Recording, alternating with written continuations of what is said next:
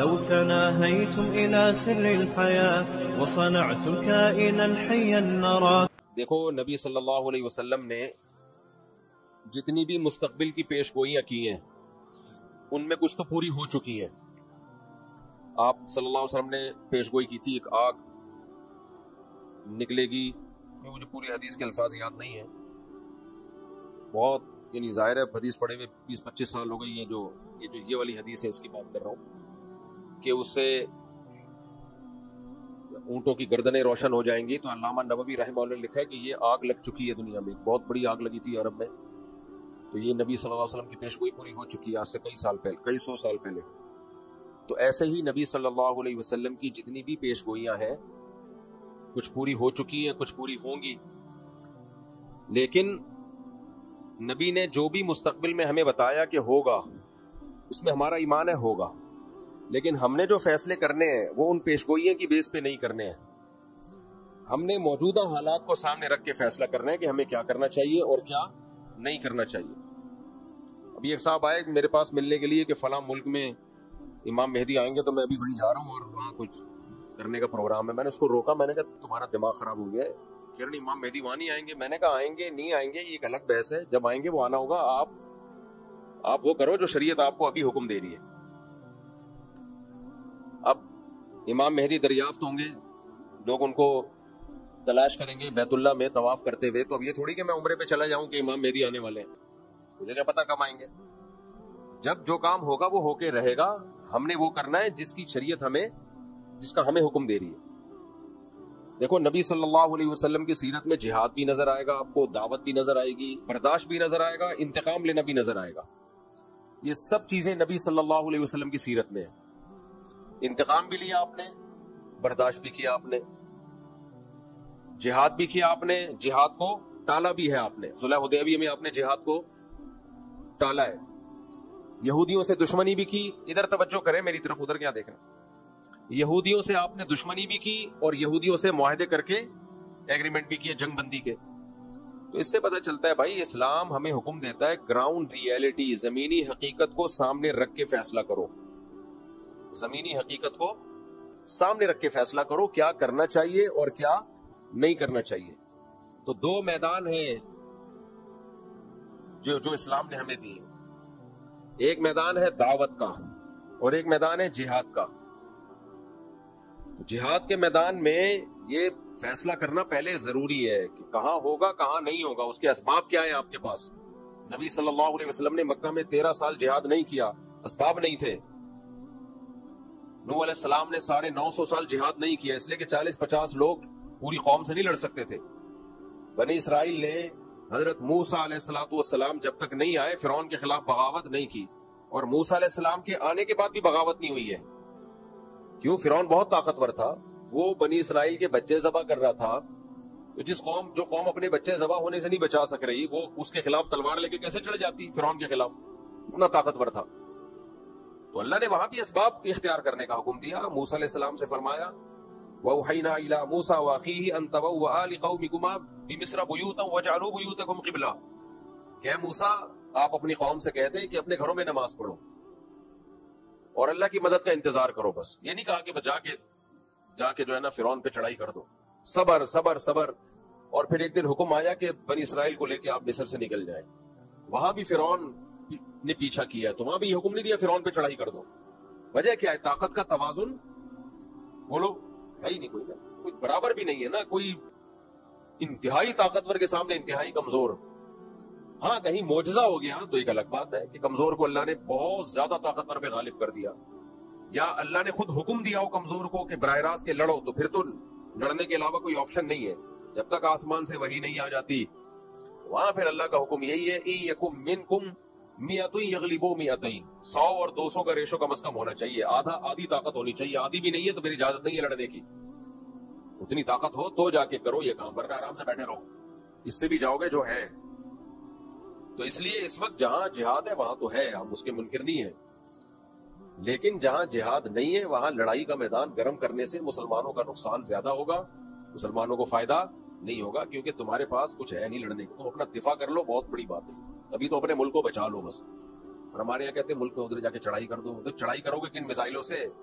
امریکہ سے میزائل لے کے امریکہ پہ چڑھائی کرو گے؟ امریکہ تمہیں جہاز دے گا اپنے اوپر چڑھائی کرنے کے لیے؟ تو ابھی اپنے ملک کو بچا لو کسی طریقے سے، اس کی سالمیت خطرے میں ہے. ابھی سب سے بڑا جہاد یہی ہے کہ ملک بچا لو آپ. تو دوسرا میدان ہے دعوت کا. دعوت کا میدان کیا ہے؟ نرم، اس میں تلوار نہیں ہے، جو تبلیغ ہے. موسیٰ علیہ السلام کو اللہ نے فرعون کے پاس بھیجا، قولا لہ قولا لینا لعلہ یتذکر او یخشی. فرعون کے سامنے جا کے بھی آپ نے نرم لہجے میں بات کرنی ہے. تو فرعون سے بڑا ظالم دنیا میں کوئی ہو سکتا ہے؟ اور موسیٰ علیہ السلام سے زیادہ افضل دنیا میں کوئی ہو سکتا ہے؟ اتنے جلیل القدر پیغمبر کو کہا جا رہا ہے کہ ایسے ظالم کے سامنے بات کیسے کرنی ہے؟ بولو نرم. تو آج ہماری دعوت میں نرمی ختم ہو گئی. دعوت میں نرمی ختم. جو جہاد کی جو میدان میں کرنے کی چیزیں تھی وہ دعوت کے میدان میں ہو رہی ہیں. اس کو وہ بھی کافر ہے، وہ بے پردہ عورتیں. اب بے پردہ عورتوں میں بیان ہو رہا ہے تو یہ تھوڑی بیان ہوگا کہ تم سب جہنم میں جاؤ گے، سے وہ پردہ تھوڑی کر لیں گی. وہاں تو ادعو الی سبیل ربک بالحکمۃ والموعظۃ الحسنہ، اس کو تو حکمت سے دین کی دعوت دینی ہے، ان کو تو قریب کرنا ہے دین کی دعوت کے لیے. تو یہ بہت بڑا مسئلہ ہے. اب گھر میں جو شخص دیندار بن جاتا ہے وہ بدتمیز بہت ہو جاتا ہے. گھر میں جو بھائی نمازی پرہیزگار ہوگا وہ کیا ہوگا؟ بدتمیز. تو ماں باپ کہتے ہیں باقی سارے نارمل ہے، یہ کچھ عجیب سی چیز آ گئی ہے مارکیٹ میں. اس لیے ہمارے حضرت فرمایا کرتے تھے کہ گھر میں جو دیندار بنتا ہے نا، نماز پڑھتا ہے، اس کو اپنے اخلاق بہت زیادہ اچھے کرنے پڑیں گے، بہت زیادہ اپنے اخلاق کو پہ محنت کرنی پڑے گی اس کو. تو دیندار لوگوں کو چاہیے بہت زیادہ احتیاط کرتے ہیں وہ، اس سے اللہ ان کے درجات بلند کرے گا. بات بہت لمبی ہو گئی. تو خلاصہ کلام کا یہ نکلا کہ بھائی جب امام مہدی آئیں گے جہاد ہوگا، عیسیٰ علیہ السلام آئیں گے جہاد ہوگا. ابھی آپ جو زمینی حقیقت کو دیکھ کے جو کرنا ہے آپ وہ کرو. لوگ کہتے ہیں میں امام مہدی کا لشکر تیار کر رہا ہوں، بالکل بھی آپ کو اس کی ضرورت بولو نہیں. کائنڈلی آپ یہ کام نہ کریں. کہتے ہیں میں عیسیٰ علیہ السلام کے لیے ایک لشکر تیار کر رہے ہیں تو بس آپ وہ لشکر کہیں اور جا کے پھٹے گا، سب کو خراب کرے گا وہ لشکر. سمجھتے ہو؟ بہت لوگ آئے ہیں، بہت تحریکیں اٹھی، ہم عیسیٰ علیہ السلام کے لیے لشکر تیار کر رہے ہیں اور پھر یہ ہمارا یہ لشکر یہاں سے اٹھے گا، ہوتے ہوتے شام میں جا کے حضرت عیسیٰ سے مل جائے گا. وہ انڈا موڑ پہ ختم ہو گیا. تو جو ابواب الفتن ہے نا، نبی سے جو فتن کے ابواب ہیں وہ ہمیں بتانے کے لیے کہ ایسا ہوگا. بس کرنا کیا ہے؟ کرنا وہ ہے جو آج سمجھ میں آ رہا ہے آپ کو. ایک صاحب مجھے کہنے لگے کہ میں نے کہا کہ اتنی عورتیں بیوہ اور طلاق یافتہ عورتوں کی تعداد بھی بڑھ رہی ہے، ان کا گروتھ ریشو بھی بڑھ رہا ہے، مردوں میں موت بھی بڑھ رہی ہے مردوں میں. تو انہوں نے کہا دیکھیں تو قیامت کے قریب تو 50 عورتیں اور ایک مرد ہوگا، تو 4 شادیاں بھی کافی نہیں ہوں گی. حدیث میں آتا ہے قیامت میں عورتیں اتنی زیادہ ہوں گی، 40 ایک روایت میں آتا ہے 40 عورتوں کے مقابلے میں ایک مرد ہوگا. اب یا تو وہ ایٹم بم سے مرد مر چکے ہوں گے یا کیا ہوگا یہ اللہ ہی بہتر جانتا ہے، لیکن ایسا ہوگا. حدیث میں آتا ہے 40 مرد اور ایک عورت یہ ریشو ہوگا. تو اب میں کہوں کہ جی چونکہ قیامت میں ایسا ہوگا تو پھر تو اب ایک مرد 4 شادیاں بھی کر لے تو عورتیں پوری نہیں ہوں گی، تو کوئی فائدہ ہی نہیں ہے 4 شادیوں کا. صاحب مجھے کہہ رہے تھے فائدہ ہی نہیں ہے تو کیا کریں، تو ایک ہی کرو بس، سب کو کرنے دو.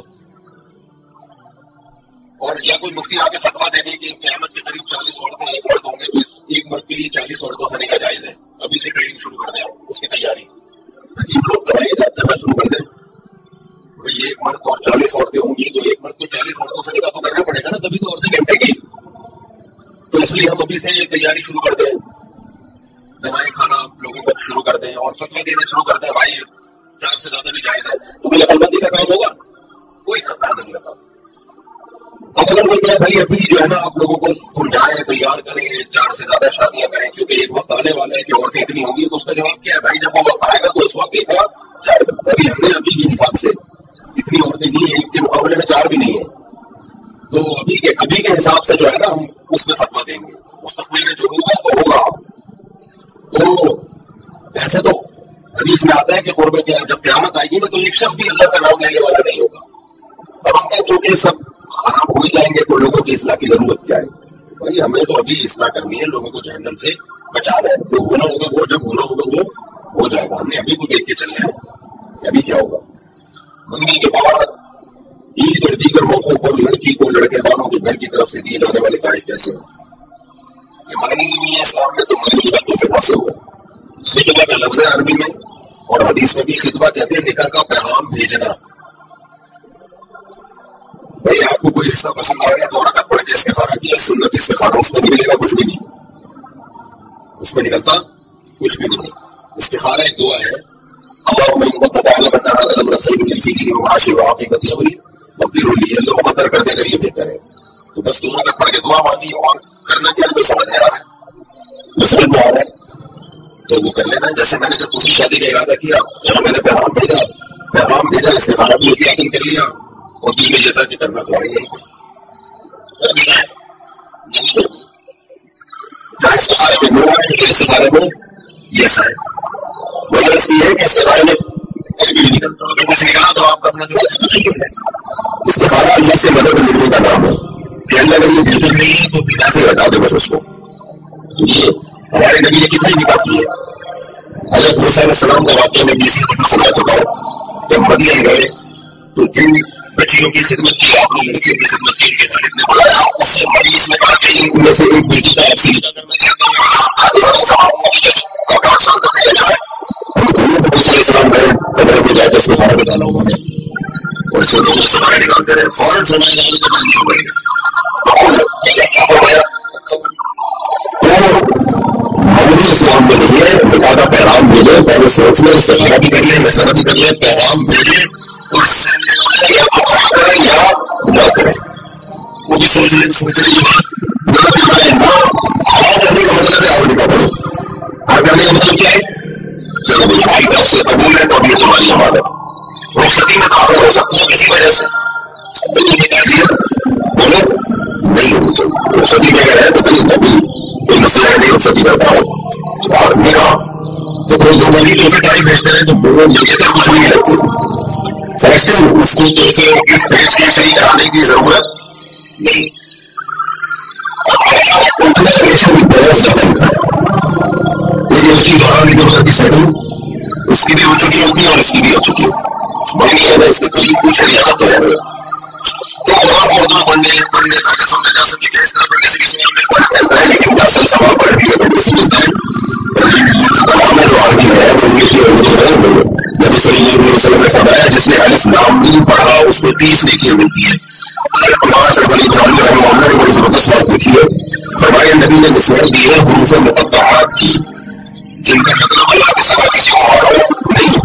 اس سے پتہ چلتا ہے قرآن آپ کے سامنے 21 نیکیاں ملتی ہے. ایک 3 کلموں پر مشتمل ایک لفظ ایک کلمہ پڑھنے سے.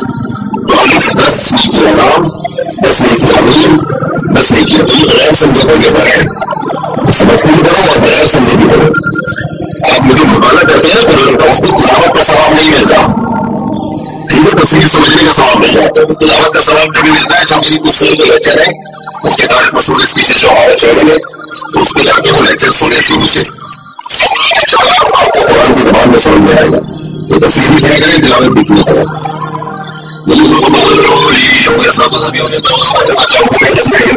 آرام سے انسان ہمارے فون پہنچانے کی کوشش کرو. ہو جائے گا. ابھی ملک کی حالت دیکھیں, ملک کو بچاؤ. ابھی فی الحال اکنامی کے لیے ملک کو مضبوط کرو. دھماکے کتنے ہو رہے ہیں, دہشت گرد ادھر دہشت گردوں کو کچھ ڈاکو آئے تھے, ان کو پکڑ کے اللہ کا شکر لوگوں نے اگلے پچھلے سب گناہوں کے معاف کر دی. ابھی یہ کام کرو. پہلے کوئی اٹھے گا رسم ان کے نام پہ چلنے کا شروع کر دیا, ایجنسیاں چمڑیاں بھیجتی ہیں پھر مسلم پیسے پنجاب کے نئے کیسے شروع ہوتے ہیں. آرام سے انسان کے بچے رہو, پڑھائی کرو, نماز پڑھو, روزہ رکھو, تبلیغ سے وقت لگاؤ اور ملک کو بچانے کی بات کرو. پیشاب کے خطروں کا گمان ہوتا ہے تو پکڑا پیشاب کا خطرہ نکلنے کا اتنا یقین ہو کہ قسم کھا کے کہے کہ میرا پیشاب کا خطرہ نکل آئے. جو کہتے ہیں اس کا مطلب نہیں اٹھا سکتے آپ کیا تبدیل کر رہے ہیں بتاؤ اس کی لڑائی برائی ہے اس سے بچاؤ. بس آخری 2 سوال رہ گئے. کیا صلاۃ التسبیح مشکل کا عمل ہے؟ صلاۃ التسبیح کافی مسئلے میں سے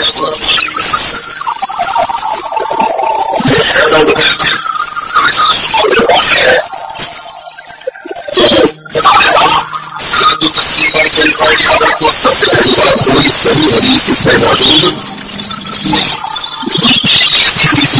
اس کی صلاح بالکل ٹھیک ہے, لیکن چونکہ بہت کثرت سے حدیثیں ہیں تو محدثین کا اصول ہے کہ ضعیف حدیث ان کی وجہ سے حسن درجے کو پہنچ جاتی ہے، یعنی قبول بن جاتی ہے. میں نے یہ بات کہی نا تو اس آدمی قبول کیے ہوئے تھے لوگ، بہت سارے لوگ مل کر بول کے نہیں بول رہے. صحیح حدیث منسوخ مطلق نہیں ہوتی. اگر راوی کا جھوٹا ہونا ثابت ہو جائے گا تو وہ حدیث صحیح نہیں کہلاتی ہے، وہ موضوع بن کر کہلاتی ہے. صحیح کا مطلب یہ ہے کہ راوی میں شروع میں اس کی وجہ سے نہیں کہتا، اس کی وجہ سے یقین نہیں ہے. لیکن بہت سارے طریقے درست ثابت ہو گئے تو حدیث کا اصول ہے جو درجہ حسن تک پہنچ جاتی ہے. تو اسی بیس پر جمہور علماء کا مسئلہ یہ ہے کہ اگرچہ صلاح میں تصدیق پر کوئی صحیح حدیث موجود نہیں ہے، لیکن چونکہ کئی طریقوں سے کئی سندوں سے مروی ہے تو اس کا ایک قابل قبول ہے، لہٰذا اس پر عمل کرنا چاہیے. لیکن میں جو جمہور کا موقف یہ ہے کہ یہ اصول تو اپنی جگہ درست ہے. بہت ساری ضعیف حدیث ہوگی تو وہ عمل حسن کو پہنچ جاتی ہے، وہ حدیث حسن ہوتی ہے، انسان کی ضرور ہوتی ہے، اس سے شریعت مسئلہ بھی ضروری ہے. لیکن ان کا اصول یہ ہے بہت سارے علماء کا، جس کے علامہ ابن تیمیہ رحمہ اللہ بھی داخل ہے، میں بھی مثال اسی حدیث کی طرف سے وہ یہ ہے کہ اگرچہ ضعیف حدیث سے بہت کثرت سے ہو تو وہ قابل قبول ہے، وہ حسن ہے، لیکن اس سے جو عمل ثابت ہو رہے اگر وہ متعدد حدیثوں میں حکم حدیث ہے تو پھر حنفیہ کا موقف یہ ہے کہ صحیح بخاری حدیث کی اگر متواتر ہے تو وہ حنفیہ کہتے ہیں حسن کو کیسے قبول کیا جائے. تھوڑی بڑی بات ہو گئی تفصیل کروں لیکن میری میں سمجھایا آپ نے کیا کیا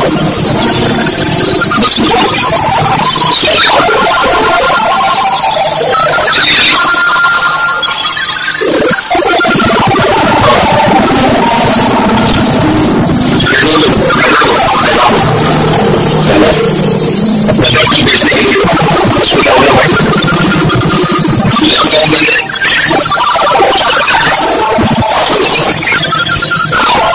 میں نے لیپ ٹاپ بھیجا کسی کو سکون بیچ سکتی ہے میرا مقصد ہے اس کی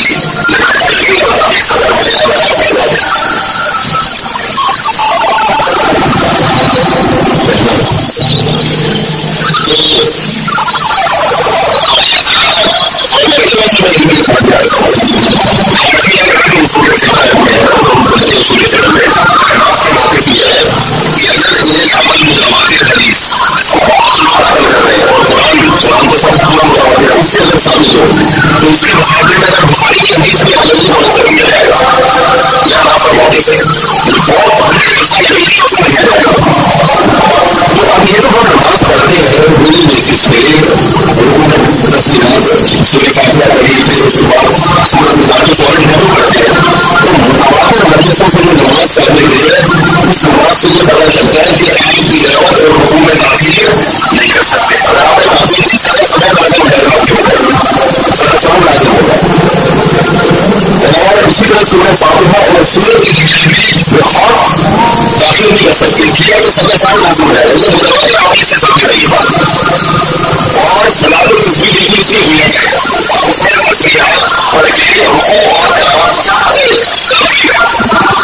تو اس لیے علماء کا جو اصول فقہ ہے نا اس اصول کی روشنی میں حنفیہ کا امام ابو حنیفہ جو اصول ہے اس اصول کی روشنی میں صلاۃ التسبیح فقہ حنفی کے اصول کو چھوڑ دیتی ہے کیونکہ حسن حدیث ہے وہ صحیح بھی نہیں ہے. حسن حدیث متواتر حدیثوں کے خلاف ہے جو متواتر حدیثوں سے نماز کی غلط کیفیت ثابت ہوئی ہے. اس لیے ابن تیمیہ رحمہ اللہ تعالیٰ نے اس کو قبول نہیں ہے لیکن انہوں نے بھی جواب لکھی ہے ایسی نماز جو متواتر حدیثوں کے خلاف ہو وہ والی نماز اس جیسی حدیث سے ثابت نہیں ہو سکتی. اس کے لیے اتنی بھی پاورفل حدیث ہونی چاہیے. یہ چند علماء کا موقف ہے لیکن جمہور کا بالکل بہرحال یہی ہے کہ چونکہ وہ ایک عام اصول جو محدثین کا اصول ہے کہ صحیح حدیث تعبدی ضرور کی وجہ سے کیا بن جاتی ہے صحیح حکم نہیں ہے. مناسب بن نبھائی رحمہ اللہ تعالیٰ جو سلفی عالم تھے انہوں نے بھی صلاۃ التسبیح کو سنت قرار دیا ہے لیکن عبداللہ ابن مبارک کی تکلیف کی انہوں نے سچ میں انہوں نے کہا کہ اگرچہ حدیث ضعیف ہے لیکن عبداللہ ابن مبارک جو ہے اس کے قائل تھے وہ بہت بڑے محدث ہیں. عبداللہ ابن مبارک جیسا محدث اگر اس کا قائل ہے تو اس کا انکار نہیں کر سکتے. تو ہم یہ کہتے ہیں اس یہی تو تکلیف ہے. اسی کو کیا کہتے ہیں تکلیف. یہ تکلیف ہے ابو حنیفہ کی ہے جو عام ہے اپنے تکلیف نہیں ہو سکتی تکلیف ہو جائے گی. لیکن علامہ مالک کو بہت مختلف تکلیف کے معنی بھی بہت مختلف ہے. تو اگر کوئی ان کی رائے کو فالو کرتا ہے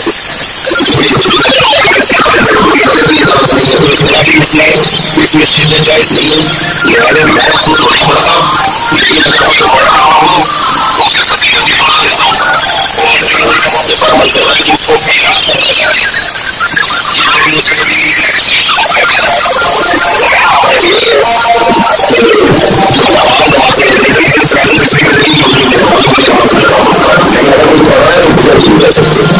اللہ کی رحمت سے